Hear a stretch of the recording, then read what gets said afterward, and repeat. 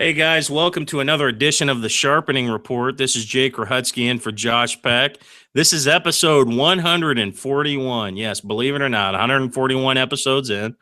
And for 141, for this episode, I have with us tonight Mike Norris, and he's the director of AMERIGEDDON, which was released a while back. Really fascinating film. We're going to talk about this project tonight, his involvement in it, and kind of some of the behind the scenes stuff to it.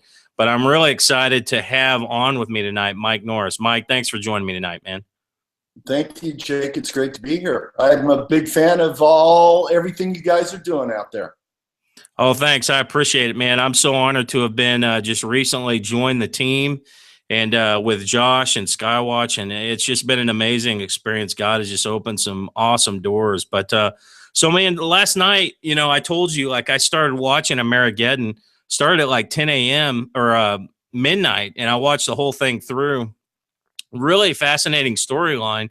This whole concept of an EMP hitting our nation and what would happen as a result, the examination of martial law and all these things. So tell us a little bit about how this project started and how you got involved with it. Yeah, well, Gary Haven, who was the executive producer and the writer of the film, he was the one that was really wanting to expose that really one of the greatest threats to our country is an EMP strike, whether it's through the internet, through a solar flare, or through a missile from a North Korean satellite. And as we were writing this together, it was really going over my head. I wasn't grasping at really the severity of what could happen if an EMP strikes over America. And it wasn't until we were filming and, these little nuggets of dialogue would come out how, you'd only, the average American only has 3 days of food, and even though, it's about an EMP, what would happen? Martial law would be declared. They would come after our guns. FEMA camps would be set up. That's all bad, bad, bad stuff. But I think what we wanted to try to do is explain to people, this is going to be bad, but there's also a way to survive it and also thrive in it. If you're prepared, you have to be prepared for that to happen. And so that was our goal. And it's just really kind of interesting because while we were filming, and we were filming in January of 2015. Yeah, January 2015, we were filming. And all of a sudden we heard this thing about Jade Helm, about, UN troops coming into Texas. And all of a sudden the crew who were going, man, these are a bunch of wackos making this movie. They started talking about it. And it's very interesting how a lot of the things from within the movie have now kind of come to pass, especially with this whole Trump phenomenon, because Trump wasn't on the map at that time. Mm-hmm. Nothing about Trump becoming president was even there. And, we're talking about, it's not a left thing. It's not a right thing. The elites are bought and paid for. They're demonic. And those are the people that are ruling over the country and the world. So, it was just kind of interesting how it all played out. And we do hit a lot of topics in that movie. That's for sure. Wow, yeah, and I was telling you earlier, man, for the budget and everything you guys had, and I know it wasn't like a major Hollywood budget, but you guys did an amazing job at just the cinematography, making this thing look really professional, really interesting mix in the cast. I really enjoyed it, man. I enjoyed kind of seeing behind the scenes stuff with these elite groups, that are basically dictating, and basically you imagine behind closed doors that these people are really playing kind of world chess like this, like, oh, we'll see what happens now. We're going to take, now that everyone's asleep, we can take control over everything, bring in some of the French, some of the Europeans, mix everything together, and we'll be able to declare martial law and just control everything. And it shows this element of Americans that just aren't going to have it. The tried and true diehard Americans that are awake, they're just not going to tolerate this type of shenanigans here in our country. And I think it's just an awesome message, man. Yeah, I appreciate that. But for me, really, this film very possibly could have saved my life or saved my life in the future, because I wasn't prepared. You know, I'm just a film director. I'm out making movies. I'm doing my thing. And I really enjoy that. And I'm really come more from the faith background, doing faith-based movies.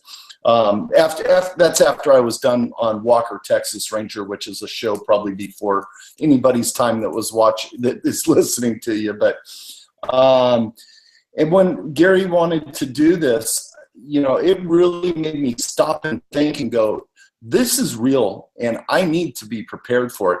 And that's really been my message to everybody I talk to. And first and foremost, you got to be prepared in your heart. You got to be prepared spiritually. You got to know that there is a God, there is a Son of God, and through him anything is possible. And as long as we've got that as a foundation, then you start building everything else around you, you know, your food, your water, your ammunition, whatever preparedness looks like for anybody, you got to start with your heart. Absolutely, man. And you know, the Bible says that it's appointed unto men once to die, and then the judgment. So our time on earth, you know, the Bible even says it's but a vapor. You know, I think a lot of times we get caught up with the whole survival aspect, but it's important, you know, who wants to die, right?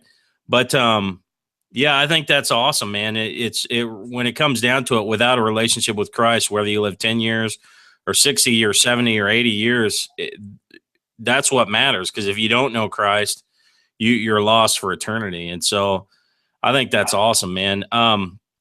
In regards to the preparedness stuff, I know there's a lot of easy stuff people can do, man, like having some storable food around, having some water and things like that around. It's stuff that a lot of people think, oh, well, I'll always be able to go to the grocery store.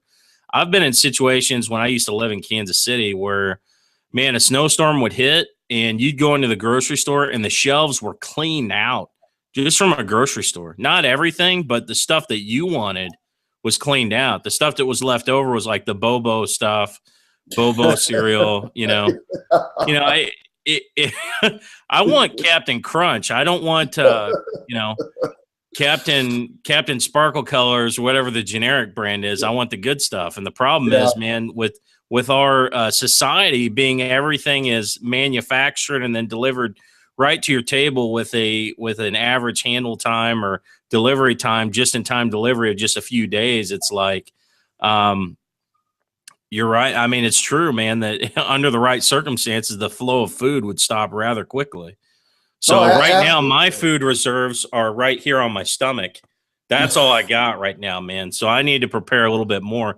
I figure I got a 90-day supply on me currently, but that doesn't help my wife or my son. So, you know, we've got Mylar bags. I've even got the food buckets. I really need to kind of step up my game and do what I can do. I mean, it's as simple as like rice, man. Rice lasts forever, you know, all these goods. But yeah, in the film, they cut all this stuff off and it's just like instant like chaos, you know? Yeah. Yeah. And you know, like, even on my end, I have prepared here at my home. I kind of live outside of Dallas in a golf course community. Man, I guarantee I'm looking out my window and I know there's a whole bunch of deer out there. But there's nothing I could do with that. You know, I wouldn't know the first thing to do if I shot a deer. What do I do now? Do I just cut them open and eat them? So the things I'm lacking on personally are those gritty, you know, hunting, gutting an animal, being able to process it. I've got rice, beans, water, salt, pasta, you know, all that stuff that's going to keep you fat and happy for a little while. Yeah. But also another thing is like where I live, if it really went down, I got to get out of here. And so I've made a plan to, I've got a place to go that's, I'd be there and nobody'd ever know I'm there. Well, I've got a room in my basement. If it comes down to it, man, I'm out in the middle of nowhere. So you let me know. I can put you up in a room. Hey, you're in Crane? Yeah, I live here in Crane with everybody else, man. We're literally like probably almost 50 minutes from like a large city. We've got a few smaller cities near us, but man, we are out here. Yeah, but it's so nice up in that area. I had no idea. I had no idea how beautiful it was up in that area. Yeah, it really is, man.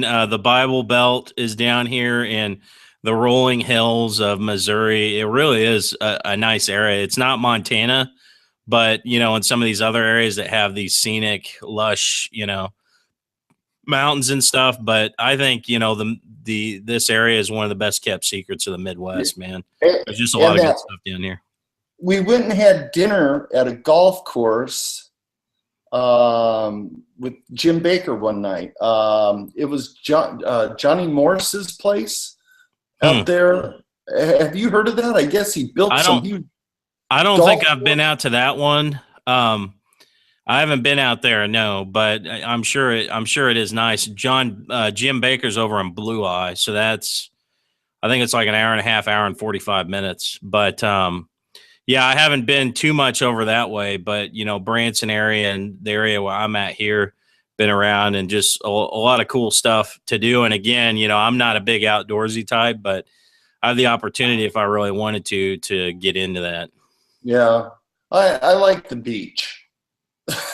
Yeah, absolutely, man. That's my outdoors, a sandy beach in Florida. I'm good. Nice, man. So when you started this project, did Gary like how did all this happen, man? It was fully, we'd done a film before that called Missionaire. It was about a family of flying missionaries that go into Mexico to deliver Bibles and supplies to these orphanages throughout Mexico. And as they're getting ready to leave, somebody tries to steal their plane. And one of the people are accidentally killed. One of the banditos is accidentally killed. And they make it their mission to come find out who did it and bring their vengeance to this family. And it was a nice, sweet kind of film, not overly aggressive on the action, but we had a really cool cast. Jamie Kennedy from the Jamie Kennedy Experiment, Tom Arnold from Roseanne. Yeah, yeah. Paul Rodriguez, Gigi Rice. I mean, had a great cast.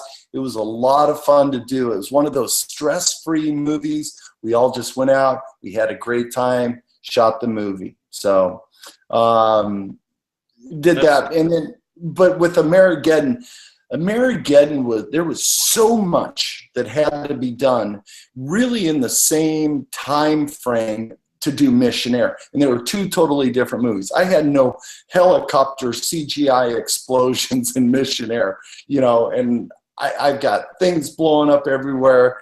And it was like, it really was, it was interesting because I felt I was being attacked through this whole film spiritually. I thought something was spiritually just trying to latch on to me. And I can't tell you how many times I was just praying to God, Lord, in the name of Jesus, anything in here that is not clean, that is unclean, be gone in the name of Jesus, over and over and over. Wow. And man, I slept in the house where we were filming, which is this amazing house. Beautiful, like a villa, right? Oh my, yeah, it's amazing. And I was sleeping up in the master bedroom, and I'm telling you, one night I heard footsteps right next to my bed, somebody walking right next to my bed, and I'm going, oh no. And then the bathroom lights flipped on. I was out of there so fast. Yeah. And then another time, on a Sunday, I'm carrying my laundry downstairs to go do laundry. And there was a big spiral staircase that went down. And I'm from the fourth step down, two hands pushed me straight in the back and launched me off the fourth step onto a stone floor. So there was something there on that property that wasn't good. And for some reason, being the director and trying to hold the ship together, in the storm, I'm wondering if my guard was let down a little bit. And another thing, that I didn't do on that film that really irks me, and I'll never let it happen again, but I believe you start your day with prayer every day on the set. Just, man, whoever, not everybody here is a believer, but whoever wants to come over, let's hold hands, let's pray for the day. That Right. never happened on AMERIGEDDON. And so it was just one thing. I mean, freak snowstorms, crazy, just a lot of crazy stuff happened. But Yeah. we got through it. We finished it, but it took a long time to edit. And it was just a grind, and it just really was a grind on me. Yeah. And you know what I think happens with this stuff, Mike, is, you know, the Bible says we wrestle not against flesh and blood, but principalities, powers, wickedness in heavenly realms. I think what happens is when we begin to expose things in the natural, it's not even necessarily the people that know, but the spirits associated with that do not want these things exposed. They want destruction. They're really the ones behind these designs to destroy mankind and basically to bring as many souls to hell as possible. So anytime you're going to be doing anything exposing their people, they're not going to be happy. And so I believe that's part of the spiritual warfare you're going through. Man, when I started speaking out recently here about the stuff that I've been dealing with, you know, just like, you know, exposing Freemasonry and secret societies and talking about all this stuff that a lot of people don't talk about, man, you want to talk about spiritual warfare, you're going to get in it, you know? And I've heard this about Passion of the Christ and many films that either bring a lot of light or they're also exposing a lot of darkness while bringing that light. And anytime you do that, there's going to be a battle there. You know, Passion of the Christ, I believe Jim Caviezel probably had about the most miserable time anyone could ever have on a set. He was struck by lightning. He was actually whipped by the cat of nine tails. They messed up and missed the board. And I mean, it was just one thing after another. That guy suffered tremendously playing that role. And of course, we look at some of the things that happened with Mel Gibson and all. I mean, it's just the enemy does not want that stuff exposed. I believe you entirely, man. And I've heard these stories before from people that something out of nowhere shoves them, or, you know, just in an untimely, it just a weird hour, like something strange happens. You know, I've got a sister-in-law that's seen stuff manifest in the house at times. It's spiritually, like seeing dark shadows moving, and it's real, man. People need to realize that this is a spiritual battle. And like you said, you weren't always well equipped, but you were in the battle nonetheless, you know? Yeah, and on this next project, you know, we're doing, I'm really jumping in the fire because it deals solely on the spiritual battle going on for people's souls. You know, these demons, these demonic entities, their sole purpose is to get us into hell. Right. That's what they want. And I'll tell you what I find also really interesting. So that's kind of, you know, I really want to push the needle a little bit on the next project and kind of expose, you know, what movie did I go see the other day? Oh, The Arrival. Awesome movie. Incredible. You know, but I'm going, these aren't our friends. Yeah. These are demonic entities. Right. And so when I see these films about, you know, aliens, I'm like, oh man, people, you are way off the boat. And Hollywood's to blame for that. You know, Hollywood props these people up as, you know, these aliens are good. You know, right. These two guys in a gay marriage, this is good. Yeah. You know, and they are just feeding our minds so bad that, you know, I'll go in and watch a movie and just go, yeah, what am I doing here watching this stuff? And I understand, and I know their plan because, like, how researched you are with, you know, in your field of expertise, I know Hollywood. Yeah. And I know what goes on there, and it's disgusting. And I will never, even though this last project, AMERIGEDDON, we, you know, Sony picked it up. There was a lot of Hollywood involved in it. Mm-hmm. Never again, ever again will I ever do a film that is ever distributed by any Hollywood company. We're going to just start doing it ourselves. We're going to just start distributing ourselves and keeping it simple, getting it out to our audience, the people that want to see it. And it'll never be in a Walmart. It'll never be. Nice. I'm done. Well, you know, I'm a huge sci-fi fan, man. I love science fiction. I've actually been writing a Christian science fiction book for a while now. I should say I haven't been writing for a while because I started it and I'm going to get back to it. But when my son was born like 4 years ago, I started writing. But I've always been a huge sci-fi fan, and I've always wanted more Christian films in that genre, like The Giver that just came out a while back. Some of these films here that kind of touch on the Christian values and stuff like that, but they don't necessarily propagate these foreign entities and stuff. Now, I will say The Arrival, the thing that I liked about that was the fact that the message of the film was not to tell us that these aliens created us and there are God and all this stuff. They just took the approach of life out there separate from us, and then we're helping each other, which we know, man, in reality, there's no other force out there besides humanity or fallen angels, demons, whatever you want to call them, right? We've got angels on God's side, angels on the devil's side, and then you have humanity. I believe there is no third choice out there. Ghosts and demons and all these things, man. I believe they're all tied into, just the supernatural realm of good versus evil. That's it. It's either from God or it's from the devil. And they're called familiar spirits and deceiving spirits for a reason, because they can impersonate people. I believe they can at times take the identity, like appear as someone, right? I've known people that have had an experience where they thought their spouse came home, but they were acting weird and strange and just bizarre stuff. And then they talked to their spouse later and they found out that they had never been home, And so, there's a lot of things that are unexplained, man. But I think what it comes down to, like you said, is just the supernatural realm, man. And in Hollywood, I don't know everything that goes on there. You probably know it a lot more than I do. But man, the stuff I've read about and some of the things I've seen is that there's just so much paganism, so much demonic stuff going on there, and they need Jesus just like anybody else. They're making a living doing their trade.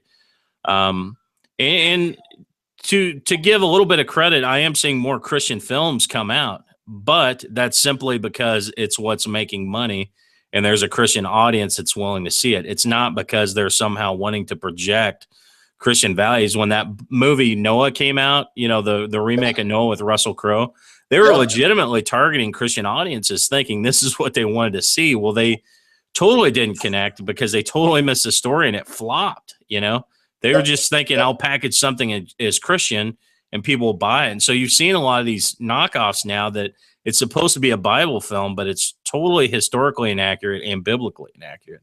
Yeah, I agree. I agree. What's interesting about that is I'd done a film called I Am Gabriel about a dead Texas town, no water, no work.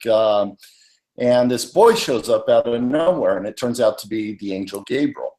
And from our movie, the producers asked for tape on him. I said, absolutely, sent him tape. And he got one of the lead roles. He played, was there a young Shep or something like that in the movie? I don't know. But he went on to play a pretty significant part in that film, Noah. So that was cool to see. But yeah, Hollywood's dirty. Hollywood's dirty. Hollywood's corrupt. Hollywood's perverted, and I just don't want it. I don't need it. Yeah. Well, in making this, man, I even heard a report. I got contacted by someone, said, pray for Mike Norris. You had something go on where you're at a showing. Explain this. This is crazy, man. Yeah. We opened up the movie in 30 theaters. We made the movie and we're going, okay, what do we do with it? We kind of got this deal with Sony, but they'd like to see it go to the theaters. And we're like, all right, fine. We'll make 30 prints. We'll put it out. Well, our opening weekend, we were the #2 film of everybody. I mean, except for Captain America or Civil War. That was the only movie that beat us. And so after that was done, we're going, okay, now what do we do? And I said, well, why don't we just take the 30 films we got, let's go to a region, and I'll go with it. And I'll hit every theater that movie plays in. We were up in Columbus, Ohio, who really needs our prayers right now after that attack today at OSU. And I had a screening there, and I was with a police officer and a lot of people. So after it was over, this is so weird. After it was over, I'm kind of huddled, and the people kind of got me pinned up against the wall, and they're all talking, being very nice, and I'm talking to everybody, and a guy in a gray suit kind of came up, and it was weird because I caught him out of the side of my eye, and he came up and he kind of touched me on the shoulder, and he goes, "Interesting movie," and walked out. Now, probably 30 minutes later, I'm itching a little bit, and I'm scratching, and my nose, and I'm going, man, what's going on? And I'm now driving from Columbus to, I can't remember, another town in Ohio. And by the time I get to the other theater, I'm feeling horrible. And I call my wife. She goes, "Go get some Benadryl. You're having an allergic reaction to something." By now, my eyes are swollen shut. My glands are the size of golf balls. And I watch the opening credits. I get out of there, and I head back to my hotel back in Columbus, packed up my stuff at 3 in the morning. And I looked, and I go, I must have eaten something that really got to me, because my eyes were shut. I was a wreck, and I jumped on a private plane and flew back immediately. The good news is there was nothing in my blood work that was any toxins higher than the toxins I already got in there. And if somebody were really out to try to kill me, they're going to kill me. I mean, that's what's going to happen. So I think it was just somebody kind of messing around. I don't know what it could have been. I got a lot of calls from, a lot of your people too, the people check this out, check that out. And I got it all checked out, and it came out clean. The only thing is I had a rash that lingered right on the back of my neck where he touched me for about a month, and that wouldn't go away. Everything else went away, but that. Well, and again, man, we may be talking about something here that is beyond the realm of our understanding as well. The enemy can do some crazy stuff, man. And so who knows? I'm not saying it was a demon, but man, the Bible says if angels have been among us and we're unawares, then how much also could we probably see that on the other side? The devil tempted Jesus. We see examples of this. So I'm not saying he was, but the whole situation is bizarre, man. And obviously there was some connection there. So, we're tested, we're tried, and we're tested. And, Paul was bit by the snake. He was stoned, beaten, all these things, but he survived it, So there's no promises that we won't go through things, but God obviously had his hand on you, and man, things turned out okay. But I know you've just been through a series of I know what might seem coincidences, but man, sometimes I just think the enemy just wants to stop a good thing before it gets going. And obviously you've got a passion for doing Christian films, for doing stuff that's going to impact people for Christ, man. And I think that is totally awesome. So Gary he's a pilot, right? Is he the one that flew you out of there, out of where you were at then? No, he wasn't able to do it. I wish. Okay. But he wasn't the one that was able to do it. But, Gary, he's really, this guy's a really incredible man, so knowledgeable, and always ready to take on those issues like we've been talking about with, any kind of warfare or spiritual battles. This guy goes at him like a bull in a china shop, like, bring it on. You are doing nothing to me. I am covered in the blood of Christ. Bring it on. I'm like, here, stop. We don't want to, let's not antagonize this stuff. But he is bold. He is bold. Awesome. And I'd love to have that boldness. But, I'm really a work in progress. Really, I've been a believer a long time. But, there's a next level in that. That I'm getting to, and my thing right now is, trying to figure out how to fully be baptized and immersed in the Spirit. Yeah. That's where I'm at right now. And that's my struggle. And if anybody's out there listening, pray for me, because, I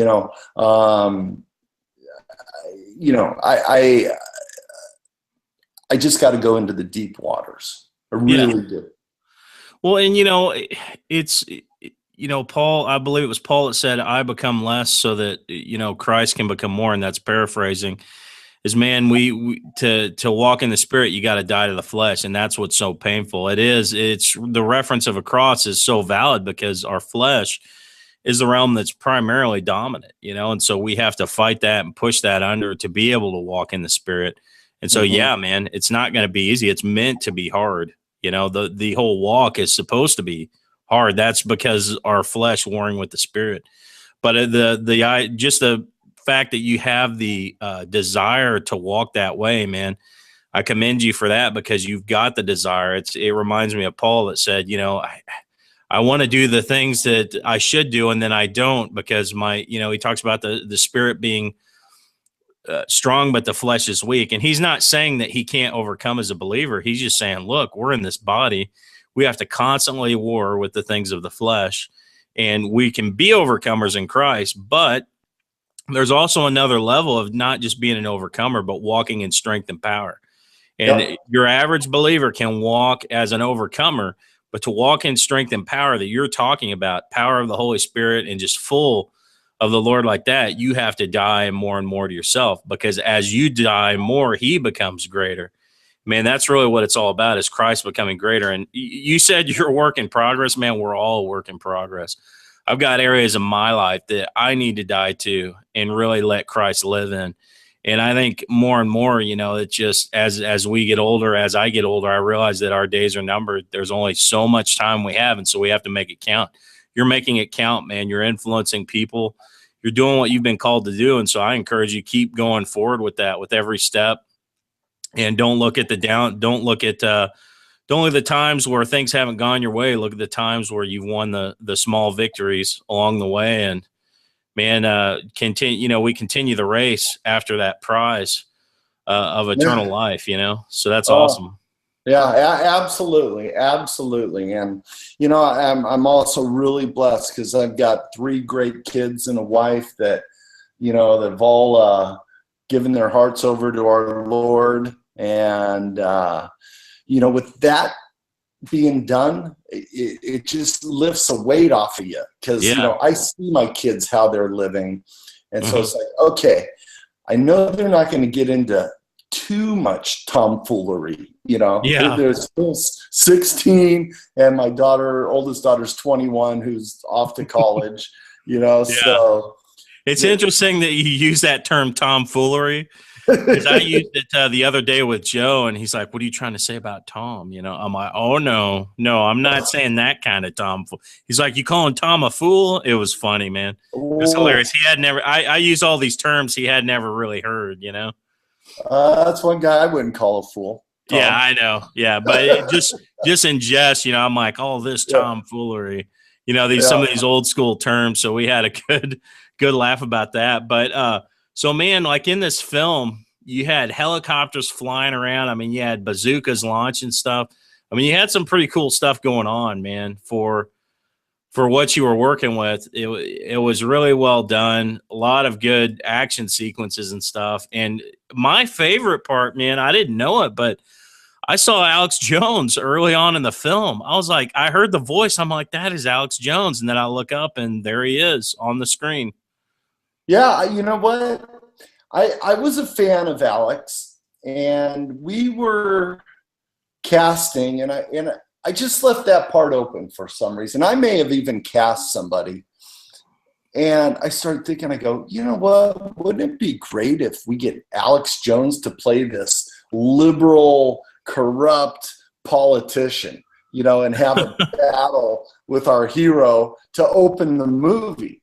And he read the script. He goes, man, I'm in. So he came up, and it was weird. I've met a lot of people, presidents, movie stars, but Yeah. I got a little like, when I met Alex, I was like, wow, this is Alex Jones. Yeah. I was impressed. So it was fun. All the girls, boy, we had a lot of women in this movie. And one thing I learned from that, don't write many women in movies. Yeah. I hear you, man. Yeah, It was really interesting though, the just kind of what was going on. Like at the end, you know, the evil general shows up and gets, I mean, it's really kind of a classic tale of, you know, good versus evil, and the bad guys get their just desserts in the end, you know. Like he opens up Yeah. on that general with that M16 at the end, and I was like, yes, you know. Yep. Not that it's just like the guy had earned it, you know, this corrupt just tool of the system, you know, is basically they were killing soldiers, doing all this corrupt stuff, coming after this guy, and they just took some names, you know. The whole Yeah. ranch just devastated, just smoke and flames everywhere, and everybody was safe in the end. And of course, it doesn't really go on from there, like very far with what happened, but it makes you kind of imagine, you know, how long would it take a country to recover from that type of devastation of like an EMP attack or something like that. As we know, I mean, I'm sure it would set us back years. You know, maybe it wouldn't be that bad. I don't know, man. I'm not an expert, but it sure seems like a plausible Well, threat. A lot of people have talked about it. yeah, and what I find really interesting is it would cost $2 billion to fully harden our grid. $2 billion. That's it. And Wow. you know, there's 6 billion missing over here in the State Department. Right. There's, you know, a trillion over there. You know, it's like And nothing. what does that mean to harden the grid? Like, because I'm not an expert with EMP. Like, give us the basics maybe of what that means for people that maybe don't It's know. really, and I'm going to have to give you the basics also because I don't know the technology that goes into Right. play to harden the grid, but it's basically having under our own roof in America the ability to harden it where it'll be it won't go down by any enemy Right. attack. Now, the problem is if our grid does go down, it would take way over a year to get that up and running. But the biggest problem is, you know where all the parts are for it? China. Hmm. China has everything we need to harden the grid. We would have to buy it from them. So, you know, if this were to Interesting. happen to us, they could hold us over a barrel like we couldn't imagine. So there, because but the good thing is in Texas, we're kind of we're on a separate grid. There's the West Coast, there's the Hmm. middle, you know, of Texas, and then a couple on the East Coast. We're the only one that is fully self-sufficient. Yeah. Wow. Well, you know, someone commented in the chat just now. They said, you know, one of the biggest problems is that people don't know how to clothe, feed, and water themselves without Walmart. How true is that, man? Uh, So just true. just everything we do, man. We're so dependent upon others to produce what we use. You know, we're a goods driven society. You know, years ago, like when the stock market collapse hit and the economy tanked and all that, one of the reasons why we survived so well is because basically there were still so many people self-sufficient. You had farmers, you had all these people that knew how to take care of themselves off the land, you know, farm potatoes, all this stuff. And now you've got a society where we depend upon these select group of farmers in independent areas way far away from us.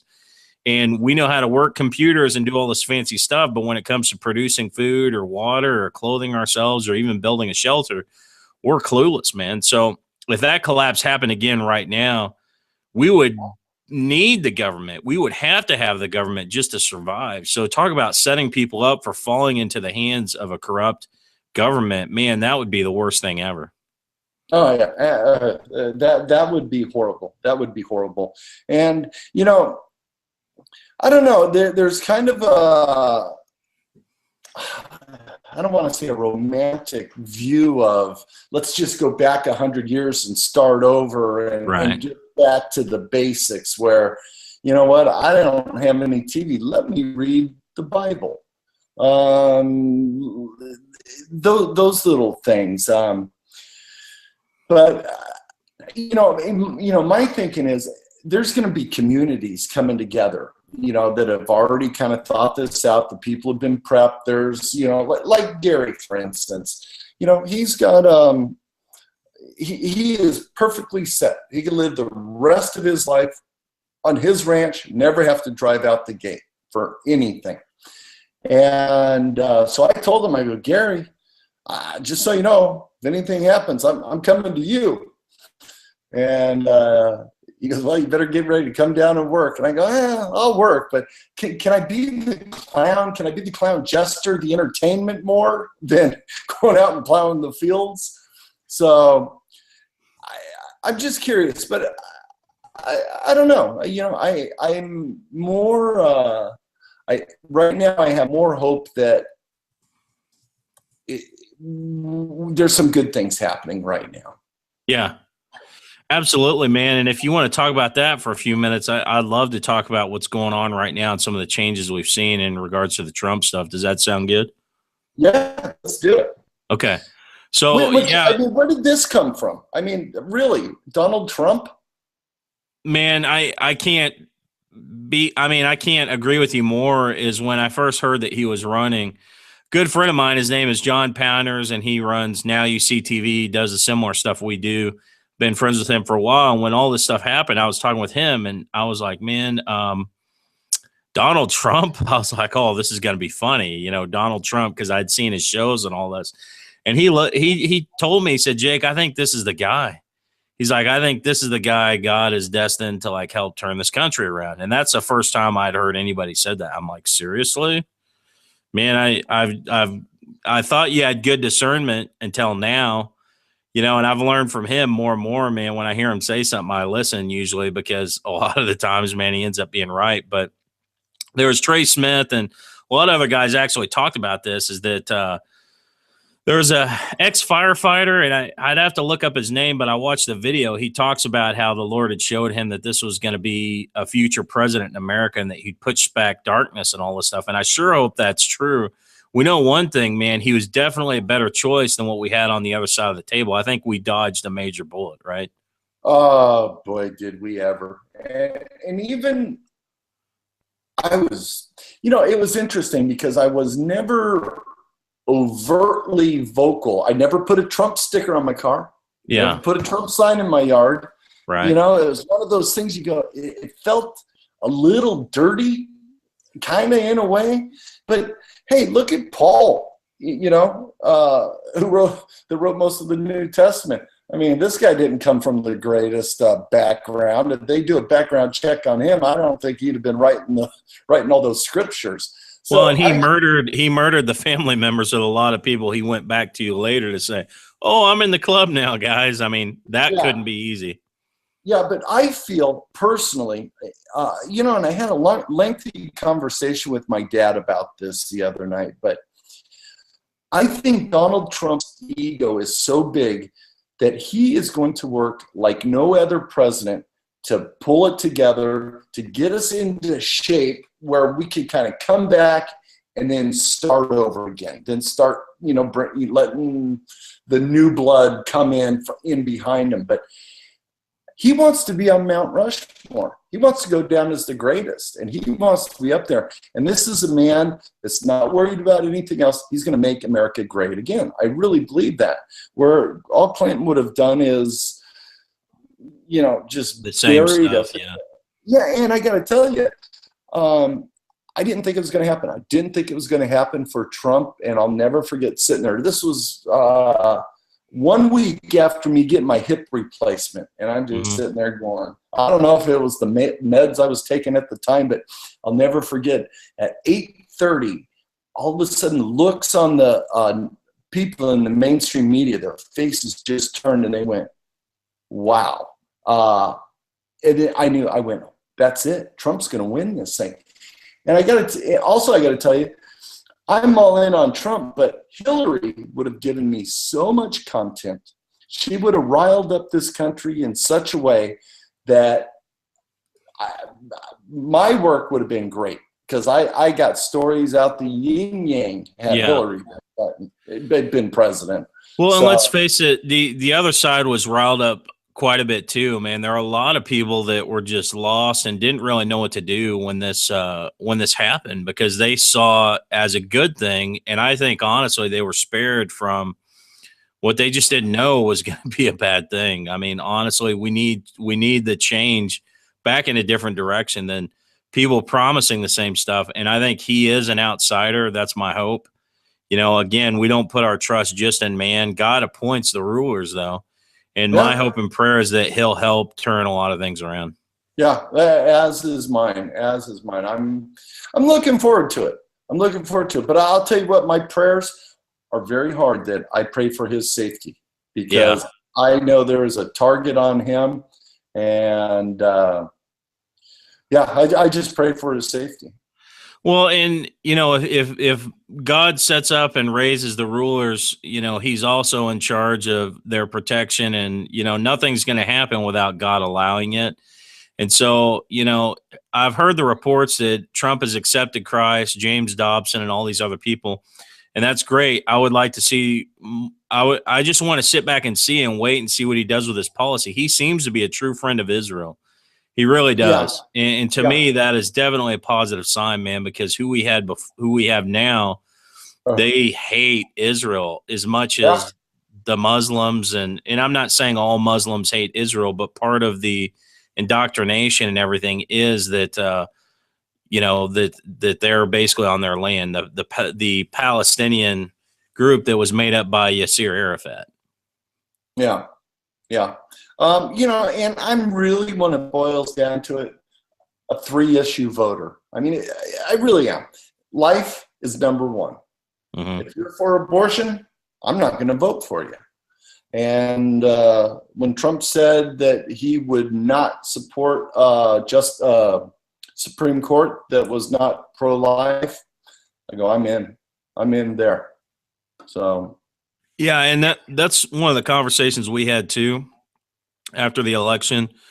Some of us guys from Skywatch got together, and we just talked about the fact that one of the most important things we need to vote is basically that we need to just look at it this way: is that millions, tons basically of babies have been aborted here in America. And it's still happening. And until something about that is done, I don't want that to continue to be on America's head, over America's head, that kind of blood on our hands. So we need to do what we can to prevent that from happening, to protect life. God created this life. It's precious. And I agree with you wholeheartedly, man, is that we have to vote the issues that are important and get away from just Democrat and Republican. Now, most of the time, the candidates that support abortion are on the other side of the fence, obviously, Democrats versus Republicans. But if you had a strong Democrat come up that's going to oppose abortion versus a Republican who's going to support it, I have to be honest with you, and I would say I might go for that person just on that one issue, because the murdering of babies, man, that's not going unseen by God. He's not turning a blind eye to that as far as our country goes. No. And it's horrible. It's horrible, because I have family members that were adopted into our family, and these are kids that were probably going to be aborted, and they now live full, beautiful lives, are married with their own kids now. So anything God creates deserves a chance here on earth. So. Yeah, that's awesome, man. So the project, can you talk a little bit about the project you're working on now? Yeah, and I'm really at its infancy, but I'm fascinated. Right now I'm seeking, and spiritual warfare is very much part of my thinking process. And so I was thinking, then I remembered the old book, The Screwtape Letters. I go, well, I don't want to do that. I don't want to do that, but it'd be kind of interesting to kind of cherry pick a couple little things from there and tie it into our story. Mm-hmm. And basically what it is a guy that's kind of a prepper, a pastor, and he's doing an interview, and he gets shot right through the throat, right in the opening scene, and he's taken to a prison. And basically this is where a demon and all this man's darkest fears are. And they're going to do everything they can to break this guy, to turn his back on God and go to hell. But within the context of that, he's got to fight to survive. He's got to fight to live. And then within the context of all that too, you know, these demons could bring anything in, you know, his dead wife and daughter, and have these conversations to keep just chopping at him, keep chopping at his faith. But he will win in the end. That's one thing I know. So we're really at the foundation of this script. It's got no title, no anything. I just know by February I'll be done with whatever it is, and we'll start shooting in March. I would recommend, and this just came to me when you're talking about this, man. There's this guy named Dimitri Duduman, and I'll get you the information on his story. He's since passed, man, but he suffered greatly in Russia. Persecution, all these terrible things happened to him, and he was actually called to come to America and warn America. But it's an amazing story. I'll share some of the details with you, but man, it sounds kind of this type of thing is like, how much is someone going to take? Kind of like a modern day Job story. You know, he thought he was going to die time and time again. They tortured him and tortured him and tortured him. He ended up surviving, but man, it was just an incredible just tale of just, I mean, they just basically demonic just torture, you know? That's horrible. That's horrible, but that's the world we're living in right now. Yeah. And it's the world we've been living in forever. You know, it's just now with social media, the internet and everything, we've got so much more access to all this stuff. Right. So yeah, it's more like things are happening so quickly in the media. I think it's a lot harder to cover people's eyes, because I think people now can choose their source and they can reject the mainstream, and they've got other options, people that are telling the truth. And we saw that, man, at the polls before this election. Everyone was saying Hillary landslide, Hillary landslide. And in the end, I think the polls were inflated, and I think everybody said what they said to keep the other side to stay home, basically to rig the election. And then when Trump wins, you know, now there's this attack, and Derek Gilbert here at Skywatch TV he just did a daily on this, really fascinating. There's an attack right now going on what they call fake news, right? So they're blacklisting all these news groups, including InfoWars, you know, all these groups, the Drudge Report, that are not mainstream news. They're blacklisting them as fake news, right? With this thing that just happened with the UN, where the Obama turned our internet over to them. Who knows where this? I mean, we could be looking at a situation before Trump gets in where these different sources start to get squashed and basically censored. It happened in China right now. You can only see what China wants you to see. So this is a very real threat, in my opinion, to silence the voices of truth out there. Yeah, but do you think there's a way that somebody's got to be smart enough to have a way to do a dark site for us? You'll always have dark web groups. If they take over the internet, you'll always have voices elsewhere. But the bottom line is, if you get the masses, if you can keep the masses, then the small fires, you just have to slowly put those out. And sure, there's revolution and all those things that could happen down the road. But man, if they get the masses, that's where the danger is. And right now, a large percentage of the masses are flooding to these alternative news sources, and so they're trying to figure out ways now to begin to shut this down. And so I'm just hoping, man, when Trump gets in there, he just starts to take the reins on some of this stuff. Freedom of speech needs to remain crucial. It's got to remain the forefront in the internet going forward. Internet 2.0 is the plan that I understand they have rolled out, or basically 3 strikes and you're out, you know, 3 strikes that you don't match the policy of the, you know, new internet standards, and you're blacklisted from using the internet, meaning you don't get to speak anymore. Yeah, but if you're on there looking at child pornography, you're good. Yeah, right. Those are the people that get the pass.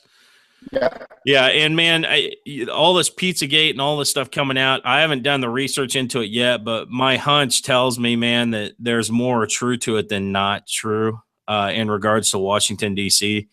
and the stuff going on there. And I think we're just seeing unprecedented corruption being exposed in Washington right now. And I think people are just fed up with the cesspool of Washington, and I'm sure they're getting fed up with the cesspool of Hollywood too.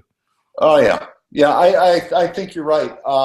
It was interesting because I just saw the numbers on the weekly grosses in films, and they were down, except for that little kid cartoon movie, Moana or something. Yeah, yeah. Everything else down hard. So wow. You know, people are waking up and people are understanding, because this is my biggest thing about Hollywood is, you know, we all are delivering the same message, but we speak it in truth. And we say, here, this is what we're trying to tell you. And this is what we want you, viewer, to learn, instead of packaging it. Hunger Games. You don't think the Hunger Games could be a real situation here soon? But yet, Hunger Games, great movie, Jennifer Lawrence, they shoot bows and arrows. This is awesome. No. That won't be awesome when that time comes. So Hollywood, I know they're in it deep enough that they're impacting culture with the movies coming out, and people, man, they love these movies, and but people are being deceived by them. Absolutely, man. And you know, one of the messages that I see being portrayed in Hollywood so much is believe in anything supernatural. And not necessarily believe, but buy into it and be excited about superheroes and all this stuff. But man, when it comes to religion and salvation and all this stuff, let's shut all that down, you know? And so it's like the old gods have kind of come back through Hollywood now. People are fascinated with the superheroes. They've got their new gods, and the old God, the one true God, seems to be dead in a lot of people's eyes. So it's time for America to wake up. It's time for the church to wake up, man. We all got to get more out of the world and into the word.